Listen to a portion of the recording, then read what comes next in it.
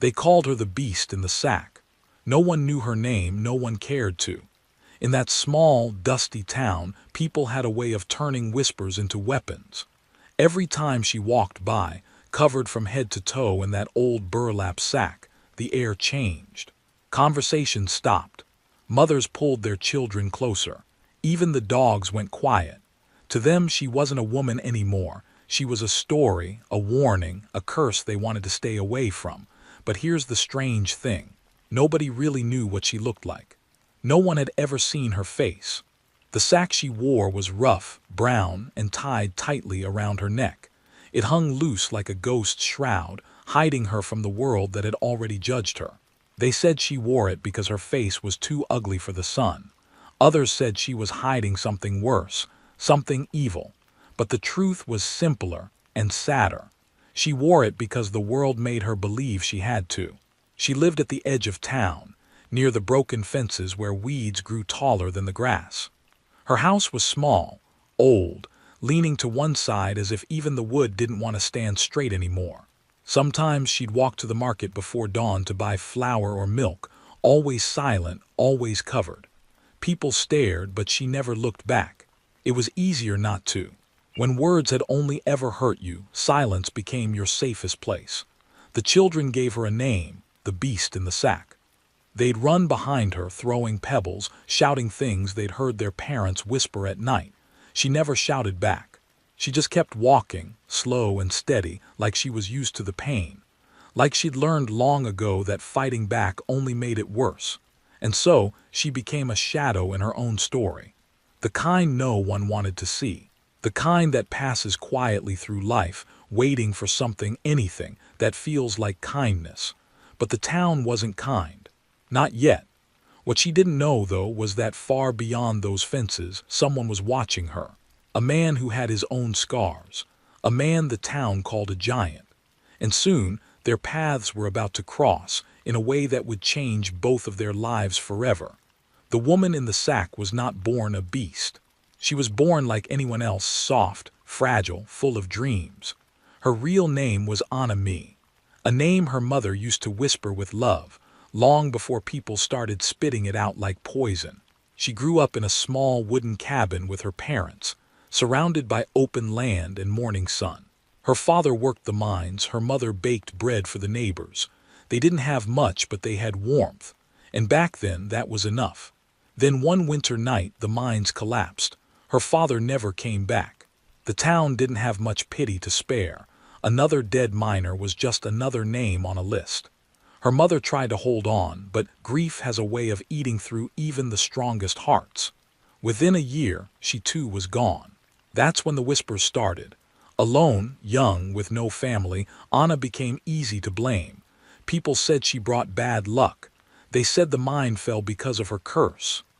One man claimed he saw her near the hills that night, talking to the wind. And that's all it took. The first time someone called her a witch, she laughed.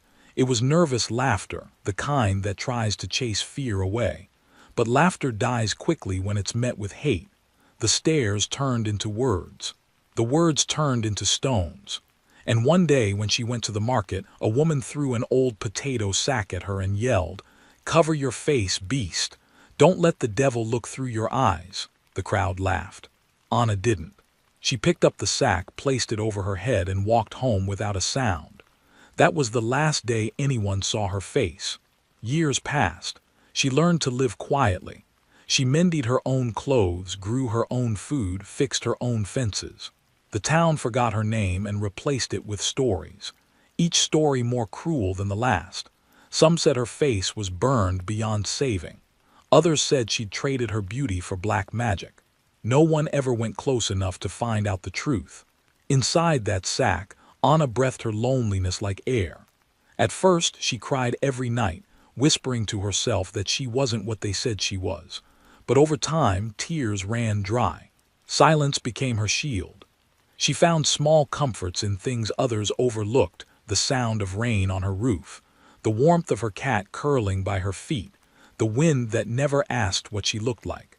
Sometimes she would stand by her window and watch the people of the town from afar. They seemed so busy, so loud, so certain. She wondered if they were as happy as they appeared.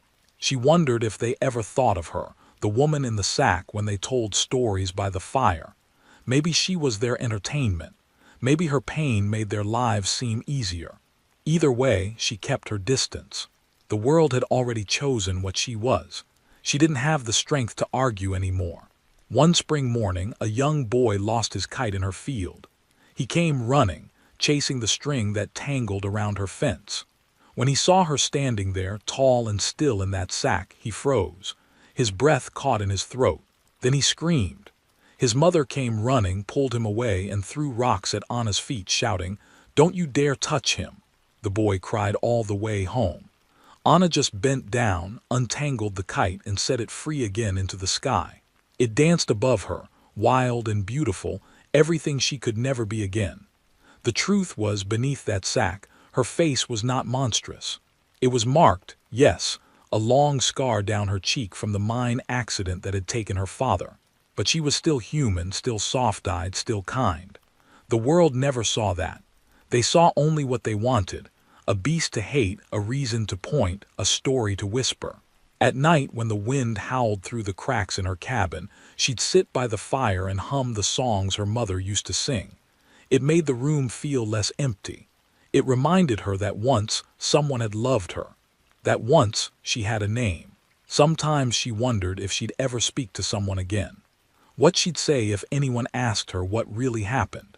Maybe she'd tell them about her father's courage, or her mother's laughter, or the nights she prayed that people would see her as more than a shadow. But no one came. The world outside her fence moved on, and she stayed frozen in time, hidden behind burlap and fear. Until one evening something strange happened. She heard hooves in the distance, slow, heavy, deliberate. Not the hurried trot of a rider passing through, but the steady rhythm of someone who didn't mind being seen. She peeked through her window and saw a tall figure on horseback, silhouetted against the red sunset. Broad shoulders, dust-covered hat, hands as big as shovels. A man the town called the giant cowboy. He stopped by her gate, his horse snorting softly. For a moment Anna froze. Nobody ever came near her land. She waited for him to turn around, to leave like everyone else, but he didn't. He just sat there, looking at the small house, then at the sack-covered woman standing still by the door. He didn't shout. He didn't laugh. He just tipped his hat, gentle, like she was someone worth greeting. Then he said in a calm, deep voice, "Evenin', ma'am. Sorry to bother you. My horse lost a shoe by the creek. Thought I'd ask if you'd seen a blacksmith around." Anna couldn't find her words. It had been years since anyone had spoken to her kindly. The voice startled her, not because it was loud, but because it was human, real. She shook her head slowly. "No," she whispered, barely audible through the rough fabric. The cowboy smiled, though she couldn't see it. "Didn't think so," he said. "Town folks said you lived out here. They said a lot of things, actually." He paused. "But I don't listen much to what people say." Something inside her stirred. Nobody had ever said that before. He pulled the reins gently and started to leave, but before he did, he added, "You take care now." And just like that, the sound of hooves faded into the wind. Anna stood there long after he was gone, her heart pounding in a way it hadn't for years. For the first time in forever, someone had spoken to her without fear, without hate. She didn't know it yet, but that small exchange, those few, simple words, would be the spark that would change everything. The cowboy's name was Eli Turner. Folks in town called him the Giant, partly because of his size, and partly because of the way he towered over people without meaning to. He stood nearly 7 feet tall, with hands rough from ranch work and a voice that could calm a horse or silence a room. Most people respected him, but not many really knew him. They said he'd fought in a war somewhere far away.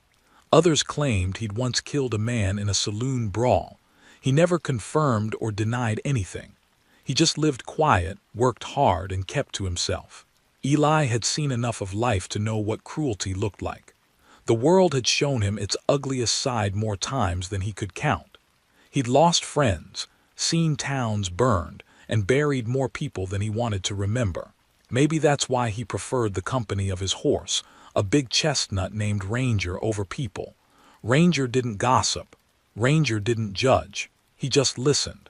The day Eli met the woman in the sack, he hadn't planned to go anywhere near her land.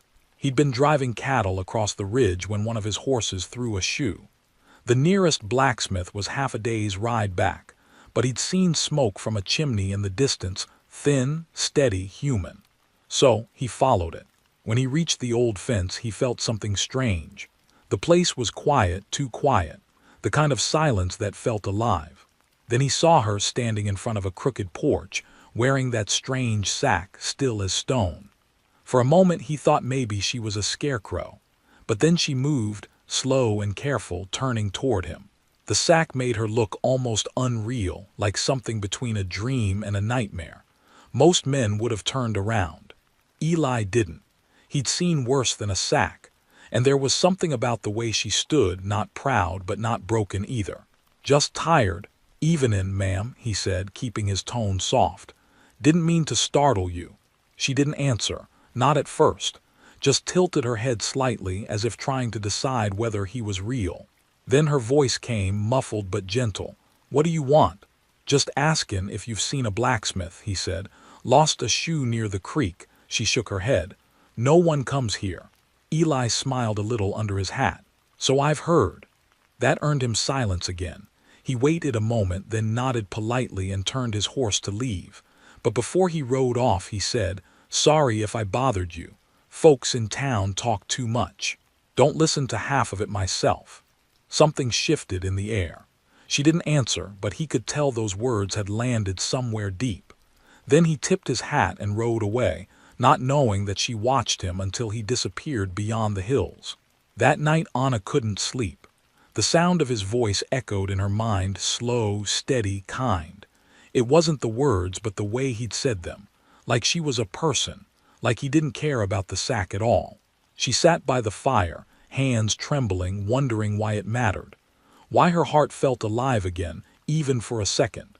For the next few days, she found herself listening for hoofbeats. She told herself it was foolish, he wouldn't come back. Men like him had no reason to visit women like her. But life has a strange way of looping paths together. A week later, Eli returned.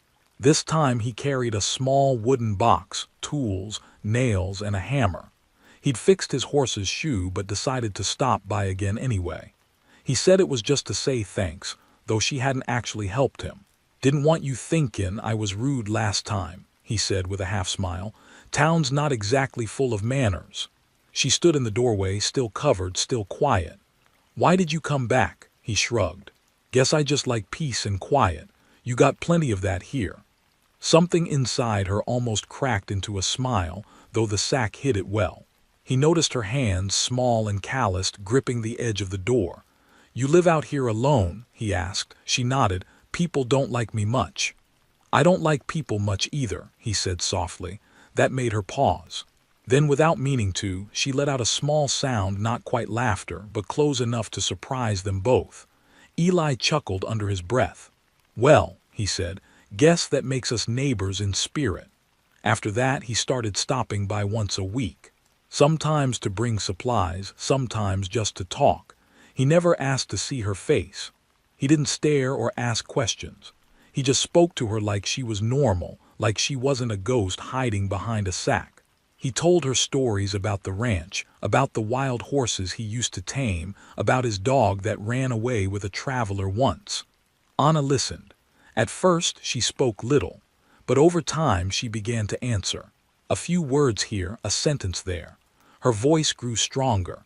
She told him about her garden, the birds that nested in her roof, the dreams she used to have before the town took them away. He never made her feel small, not once. And that to her felt like magic. The townsfolk started to notice Eli riding toward the old shack every few days. They whispered, of course. Said the giant cowboy had lost his mind. Some joked that the beast had bewitched him.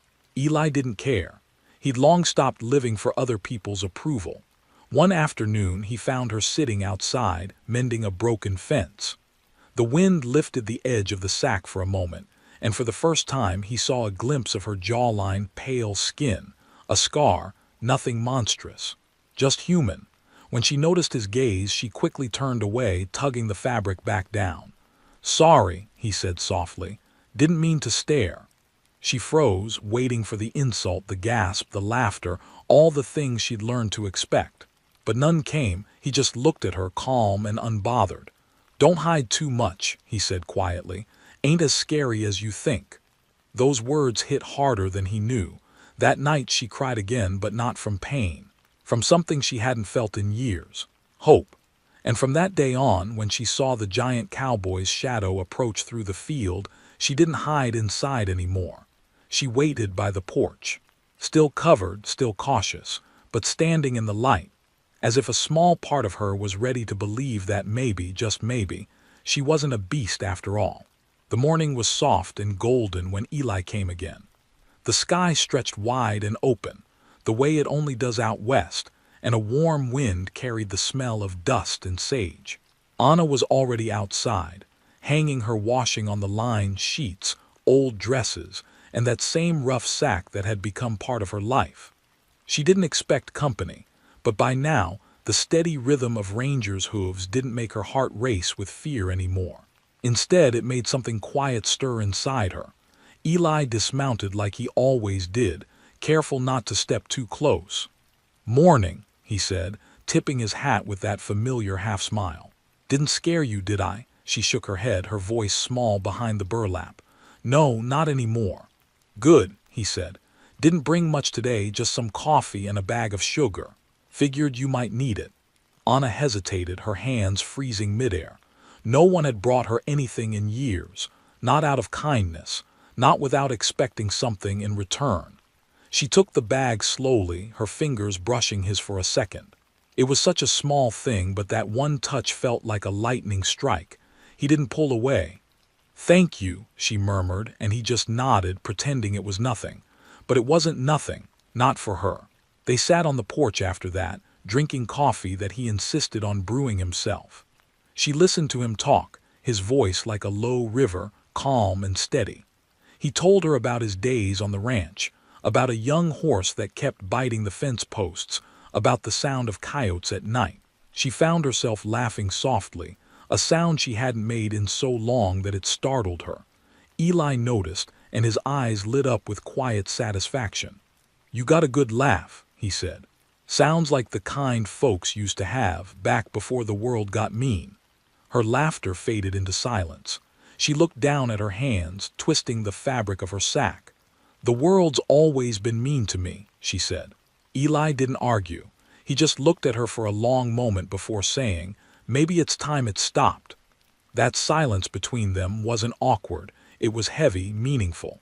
The kind that doesn't need words to make sense. Days passed into weeks.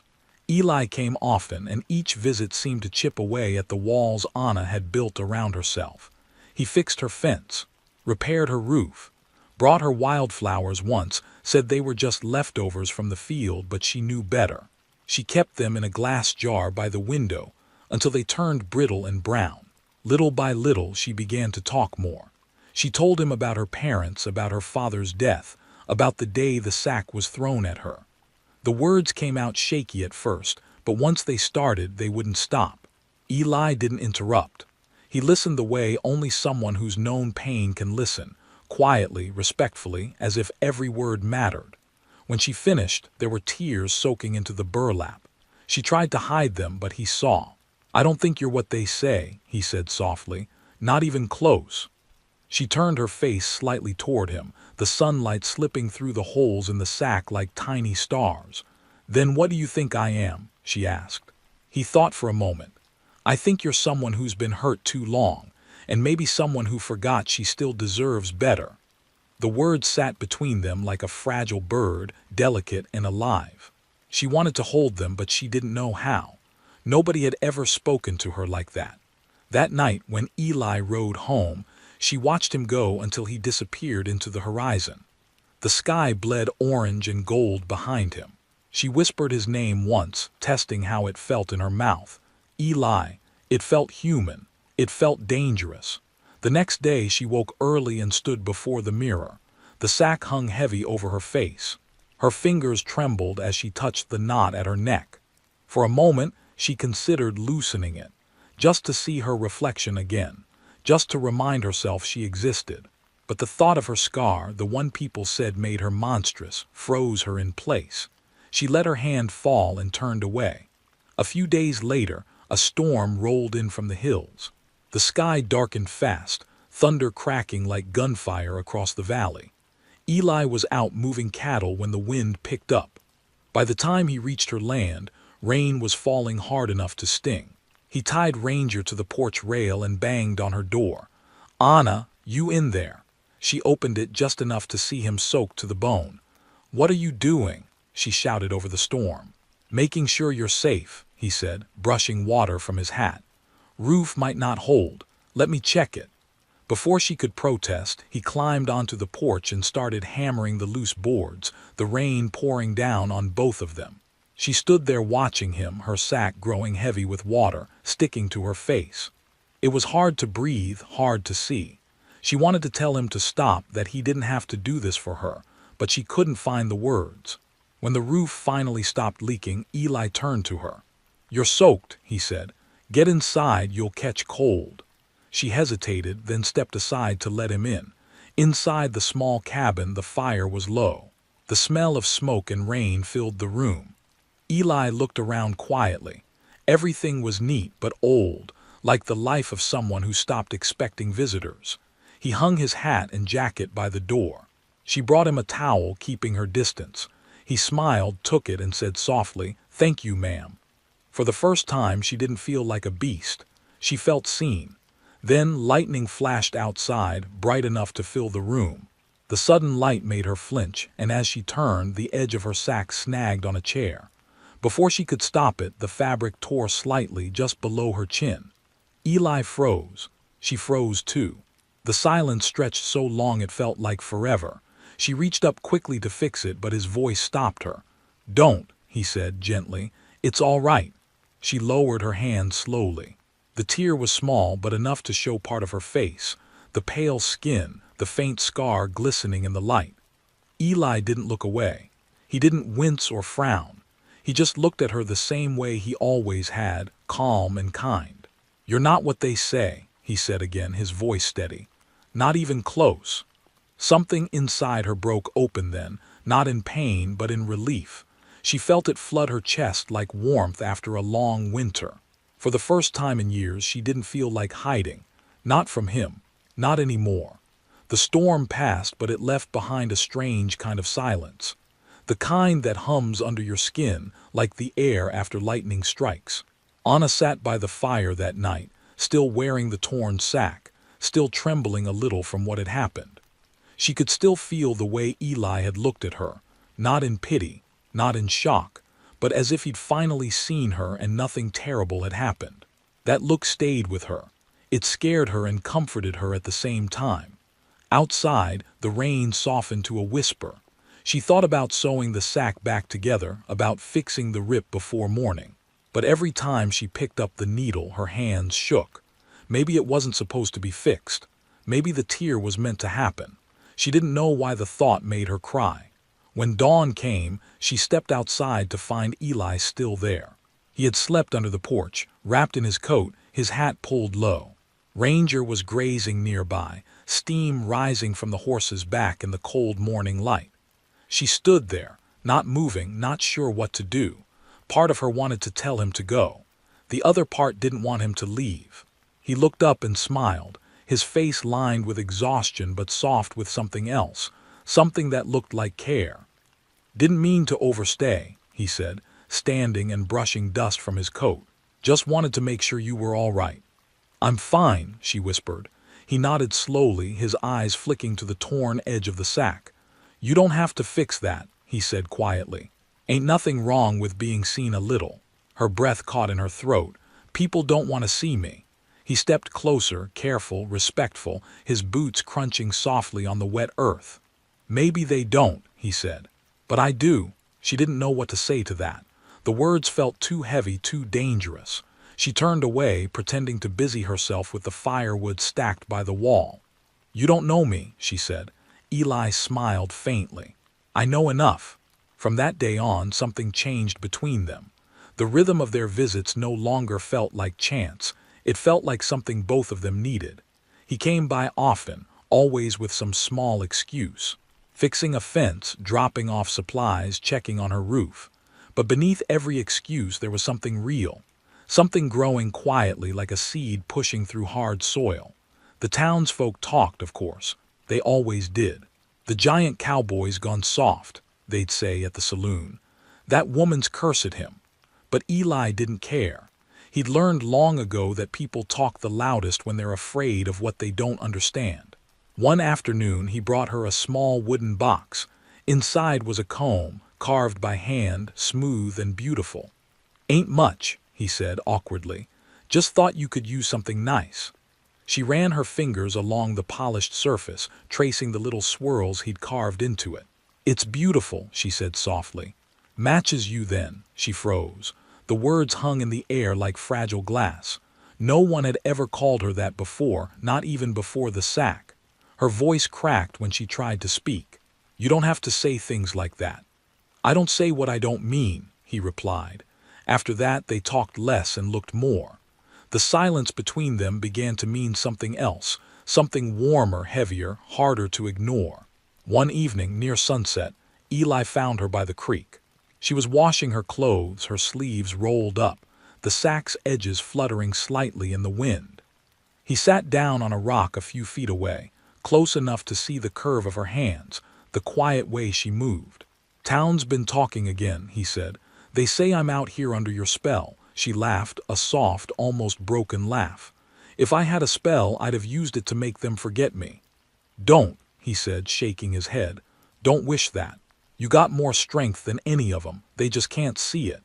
She looked up at him then, her eyes barely visible behind the fabric. "Why do you care so much?" He met her gaze, his voice steady. "Because I know what it's like to be looked at wrong, to be feared for no reason.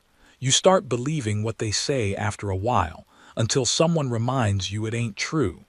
Her breath caught again. She didn't realize until then that her hands were shaking. Eli stood and took a slow step closer. "You don't have to hide from me," he said. "Not now, not ever." She wanted to believe him. Every part of her wanted to. Her fingers went to the knot at her neck. It felt tighter than ever. Her heart pounded so loud it drowned out the sound of the creek. Slowly, she loosened the knot. The sack fell halfway down. Her hair tumbled out, dark and tangled. The air hit her face for the first time in years. She kept her eyes closed, afraid to see his reaction. Eli didn't move. He didn't gasp. He didn't flinch. He just whispered, "There you are." When she opened her eyes, his were soft, full of something she didn't recognize at first. Not pity, not shock, something gentler, something like home. "I told you," he said. "Not what they said, not even close." Tears streamed down her cheeks. She didn't hide them. He reached out slowly, giving her time to step back if she wanted. But she didn't. When his hand brushed her cheek, she leaned into it. The world felt still for a long moment. Just the sound of the creek, the wind in the trees, and two broken people finally being seen. From that day forward, the sack stayed off more often than it was on. Sometimes she'd wear it out of habit, out of fear that someone might pass by. But when Eli was there, she left it on the chair by the door. He never made her feel like she owed him that. He just made it safe to exist without it. And every time he looked at her, she saw the same thing in his eyes, recognition. As if he'd found something he didn't even know he'd been missing. And in her heart, a thought began to take root, wild and trembling. Maybe love wasn't for the beautiful. Maybe it was for the ones who'd suffered enough to understand it. The days that followed moved slower, softer, as if the world itself was holding its breath. The sack, once her armor, now hung quietly by the door. Untouched, no longer needed every waking hour.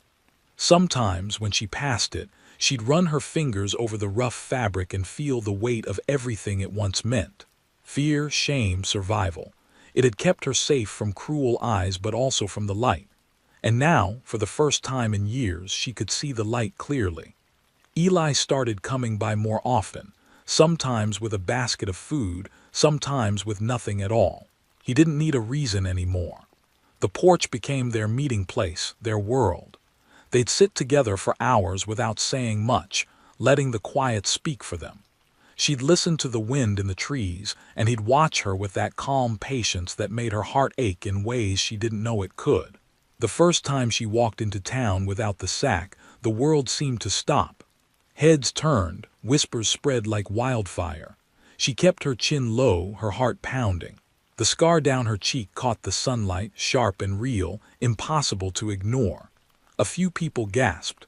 One woman clutched her child's hand and pulled him closer. But Eli walked beside her, tall and steady, his broad shadow covering her like a shield. He didn't look at anyone else, didn't speak a word. He just kept walking, slow and proud, as if daring anyone to say something. Nobody did. Not then. At the general store, the shopkeeper froze for a moment when he saw her face. Then, after a heavy pause, he cleared his throat and said, "Morning, miss." She blinked, surprised. It had been so long since anyone had called her that. She nodded, her voice trembling as she answered, "Morning." When they left, she felt the air shift behind them. People were still watching, still whispering, but something in her had changed.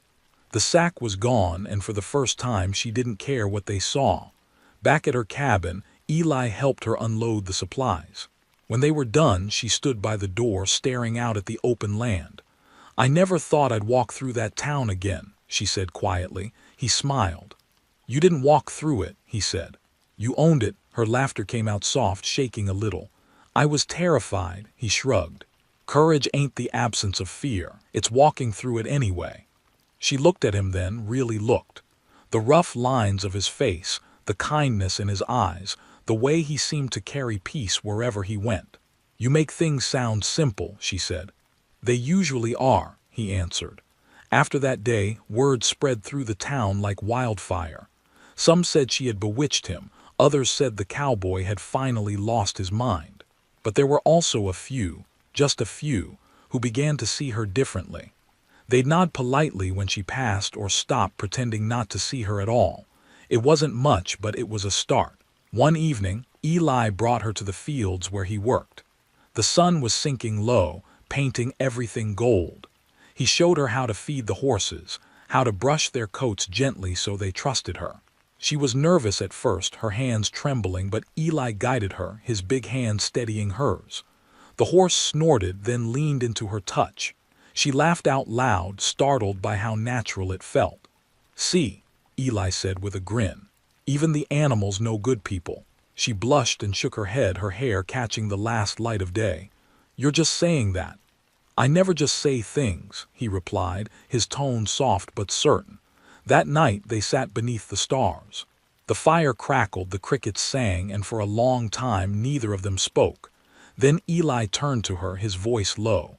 "You ever think about leaving this place, starting somewhere new?" She hesitated. "I used to.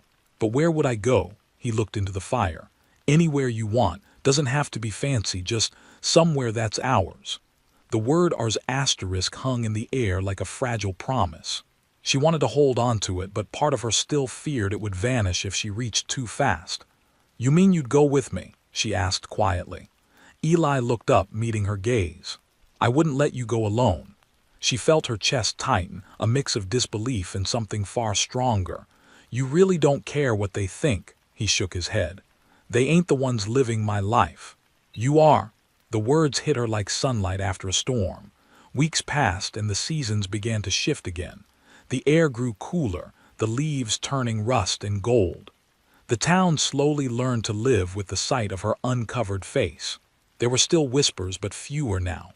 Sometimes people even greeted her. A nod here, a quiet good morning there. One afternoon, a small boy, the same one who once ran crying from her field, approached her while she was tending her garden. He held out a wildflower, clumsy and brave. "My ma said you grow the best vegetables," he said, his cheeks pink. Anna smiled and took the flower gently. "Your ma's kind to say that." "She said you're not scary at all," the boy added. Something in her throat caught. She knelt to his height, her scar catching the sun. "You can tell her she's right." The boy grinned and ran off, his laughter echoing down the dirt road. She stood there for a long moment, holding that tiny flower as though it were the most precious thing she'd ever been given. Later that evening, Eli found her sitting on the porch, the flower still in her hand. "What's that?" he asked. "Hope," she said, her smile soft. He nodded, leaning against the railing. "Told you the world just needed time to catch up." She looked out at the horizon, the setting sun melting into gold and pink. "You changed everything," she whispered. He shook his head. "No, you did that yourself. I just helped you see it." She turned to him, eyes glistening. "Then why does it feel like you found something too?" Eli smiled, slow and sure. "Because I did," he said. "I found my heart right here where everyone said it didn't belong." The wind moved gently through the grass, carrying the smell of the earth and rain. Anna leaned against him, her head resting on his shoulder, and for the first time in her life, she didn't feel hidden. She felt whole. The sack still hung by the door, a reminder of the woman she used to be, but it no longer defined her. In its place was something else, something unspoken but powerful, a truth that didn't need to be shouted to be real, a heart that had once been buried under fear, finally beating freely in the open air.